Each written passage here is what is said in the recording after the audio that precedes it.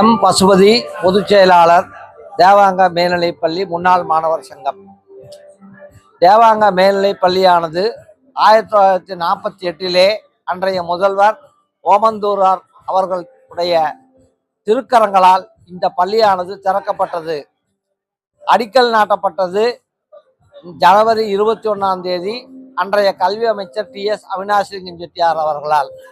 இந்த மாபெரும் கல்வி நிலையத்திற்கு 5 முறை தமிழக முதலமைச்சராக இருந்த காமராஜன் ஐயா அவர்கள் வருகை தந்திருக்கிறார். 74 இந்த பள்ளிக்கு அன்றைய கல்வி அமைச்சர் VR நெடுஞ்செழியன் அவர்கள் வெள்ளி விழாவினுடைய சிறப்பு விருந்தினராக கலந்து கொண்டு நிறைவுரை ஆற்றினார். 74 2024-25 கல்வியாண்டு உள்ள இந்த 50 ஆண்டு காலத்தில் பள்ளியினுடைய பயின்ற முன்னாள் மாணவர்கள் அனைவரும் சுமார் 2 கோடி ரூபாய் மதிப்பிலான ஆஸ்திகளை இந்த பள்ளிக்கு நிலையான சொத்துக்களாக செய்து தந்திருக்கிறார்கள்.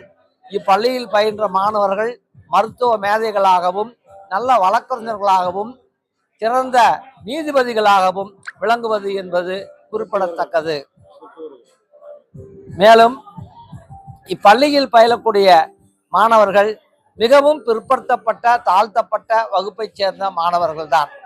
ஒவ்வொரு ஆண்டும் இந்த பள்ளியிலே பயிலக்கூடிய மாணவர்களுக்கு முன்னாள் மாணவர் சங்கம் நோட்டு புத்தகங்களையும், கல்வியில் பின்தங்கிய மாணவர்கள் மேம்பாடு அடைவதற்காக உதவித்தொகைகளையும், ஆசிரியர் தின விழாவையும் மற்றும் இந்த பள்ளியினுடைய விளையாட்டு விழாக்களையும் சிறப்பான முறையிலே நிர்வாகத்தோடு ஒத்துழைப்பு செய்து நடத்தி சீரும் சிறப்புமாக இந்த சங்கத்தின் 50 ஆண்டு கால நிலையிலே நாங்கள் இந்த விழாவை எளிய முறையிலே கொண்டாடி இருக்கிறோம் என்பதை பத்திரிகை சமூகத்திற்கு எங்களுடைய எண்ணத்தை வெளியிடுகிறோம்.